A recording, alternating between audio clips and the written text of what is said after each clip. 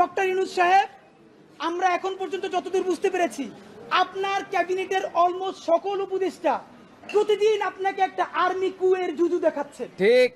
আপনি সচিবালয় সংস্কার করলেই আর্মি টেক ওভার করবে, আপনি যদি পিলখানার কথা বলেন আর্মি টেক ওভার করবে। এইটার একটা প্রমাণ কি দিয়েছে?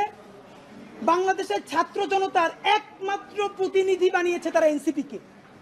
প্রধান উপদেষ্টা কান খুলে শুনে রাখেন, এনসিপি একটা রাজনৈতিক শক্তি, কিন্তু কোটি কোটি জুলাই যোদ্ধাদের একমাত্র মুখপাত্র তারা নয়। প্রধান উপদেষ্টা আপনাকে বলি, আপনার উপদেষ্টারা সারাক্ষণ জুজুর ভয় দেখায় না?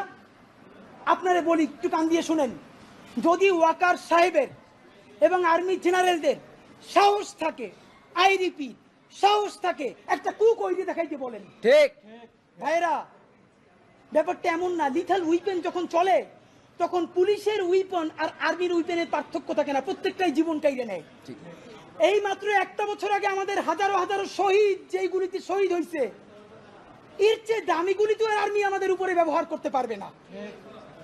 আপনি মনে রাখেন, এই ওয়াকার সাহেব অথবা আর্মি যদি কোনো কু করার চেষ্টা করে, জনগণ গিয়া ক্যান্টনমেন্টের ইট খুঁজে নিয়ে আসবে। ইট, ঠিক, একটা ইট ক্যান্টনমেন্টে আস্থা থাকবে না, আপনি যাইকে রাখেন। ঠিক।